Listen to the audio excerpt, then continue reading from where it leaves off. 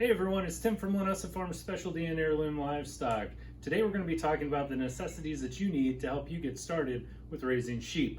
Now you notice I didn't say anything about raising babies. We're just talking about if you happen to buy a couple of adult sheep or a couple of lambs that have been weaned, what are the basic necessities that you need on your farm to help you take care and get by successfully without having to worry about something coming up that you're not prepared for.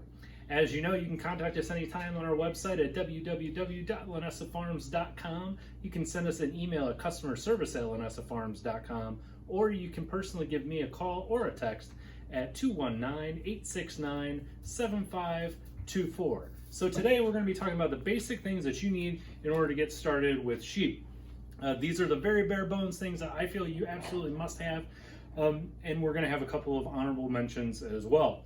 So the basic necessities that are going to be broken down, we're going to talk about general health, we're going to talk about foot and hoof health, the things that you need to get, the help that you need to keep them going.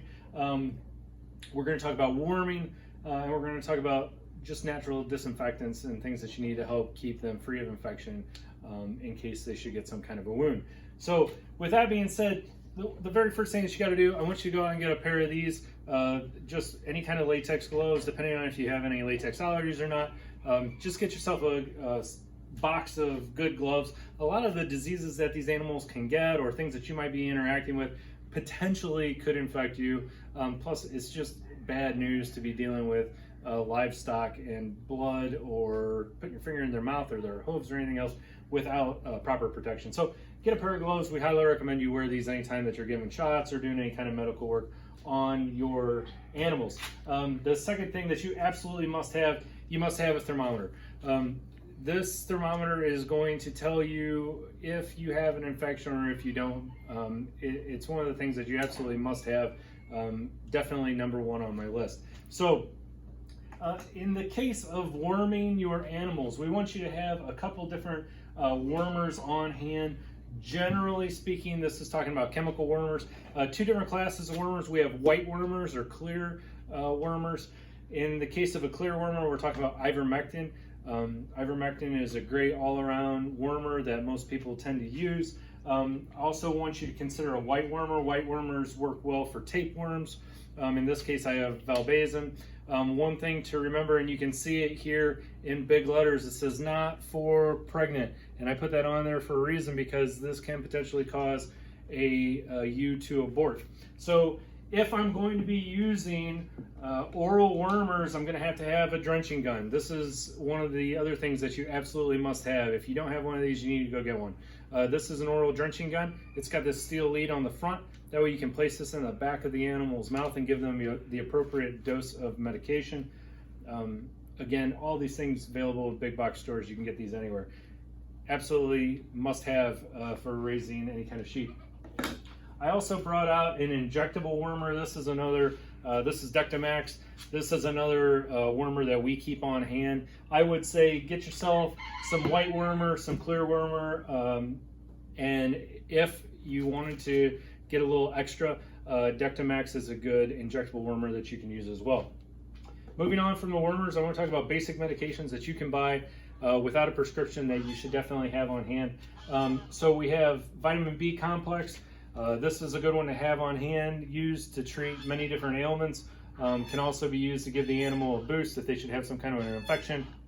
A lot of times your veterinarian is going to tell you to use vitamin B complex for a variety of different things.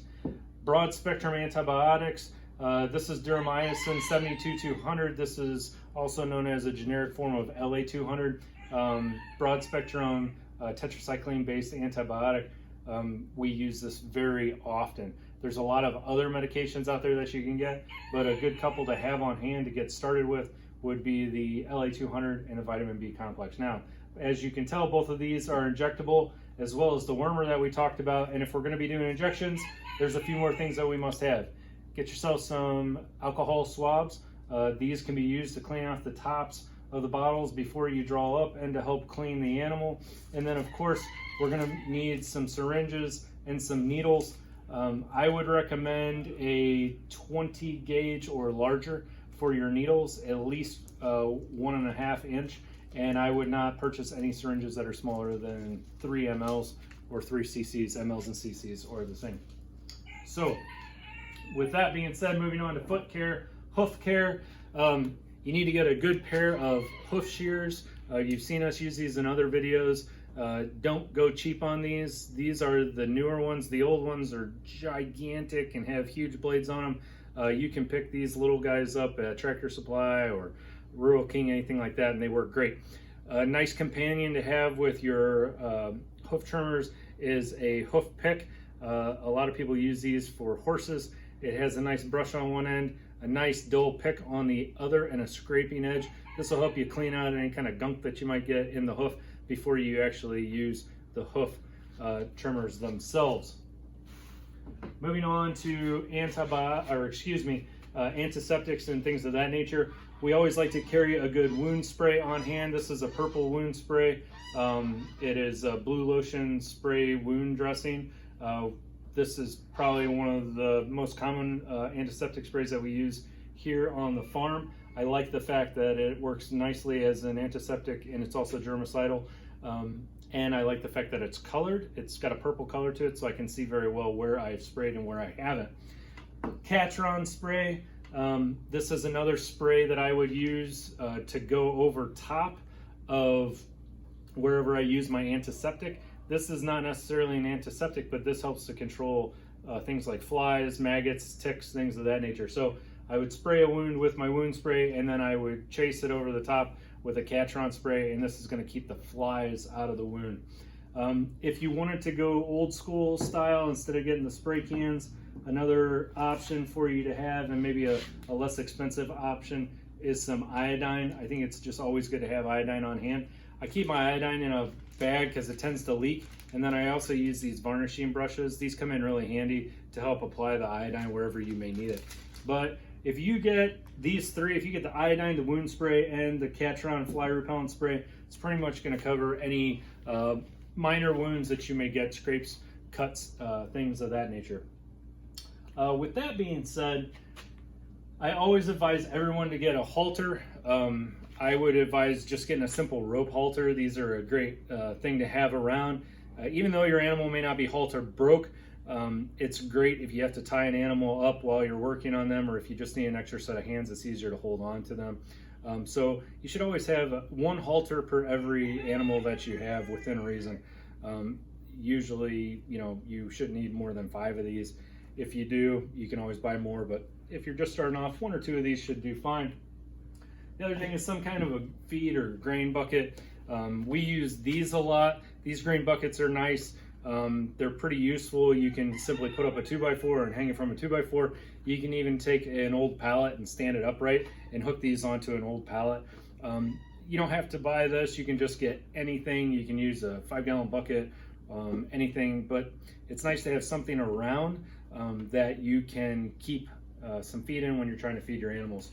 Plus, these come in handy when you're moving things to and fro, when you're headed out to the pasture, or if you're doing some minor work on your animals, you can just pick up supplies, put it in here, and take it with you as you go. Maybe put a little bit of food in there with you as you travel. That way, if you need to keep the animal's attention, you can do so. Really, that's about it.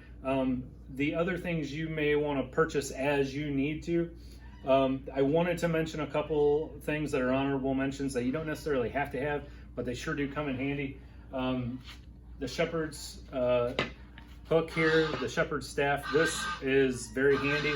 I don't know if you necessarily need to have one. Sounds like my geese are angry at me outside right now, in case you're hearing them yelling in the background. But the shepherd's staff, great for rounding up sheep, a good way to reach out and hook the sheep by the leg, hook them around the neck, or even if you just want to expand your field of view to kind of help get some direction on your sheep, it's a good way to do that. Again, not necessary, but something really that you should consider. The other thing I want to say, this one, we use this religiously, but it's not a necessity. If we get a sick animal, if we get an animal that's feeling a little bit down, this is called Survive. It's made by Hunter Nutrition. you can buy other, you don't have to necessarily buy Survive, you can buy other brands. It's a vitamin E and energy supplement. Basically, it's a high-fat supplement. You can draw it up with a oral syringe and give it to them that way. And it just helps to give an animal a little bit of a boost if they're feeling down. The other one that you may want to consider, depending on where you live and what kind of a flock you have, this is a treatment for hoof rot. It's Dr. Naylor Hoof and Heel. We're not getting paid by these people to use this. This is basically a zinc sulfate mixture, and it works wonders if you have any kind of wounds on the hoof, or if you get any kind of foot rot, if you trim a little too close, anything like that. You can saturate the foot with this once or twice a day, and it really helps clean up the hoof. We keep this on hand all the time, but that may not be something that you necessarily need based off of your location and your needs. But again, another honorable mention. And my last honorable mention is simply going to be a marking crayon.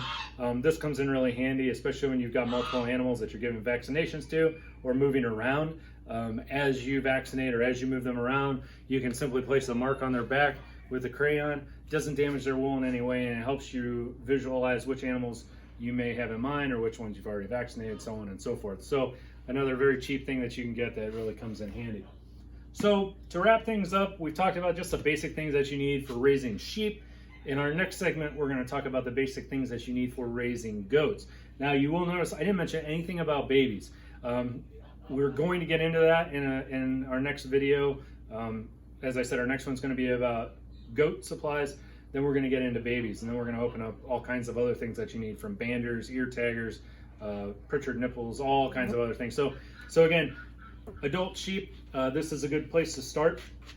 We appreciate your comments and questions. If we forgot something, or if there's something that you think we got wrong or we need to add to it, by all means, leave us some comments below, and we look forward to hearing from you. Again, these videos are made for people just like you based off the comments that we received. If there's something that you would like to see or a video you would like us to make, just let us know and we'll be glad to do so. That's all. Have a great day, and thanks for joining us again.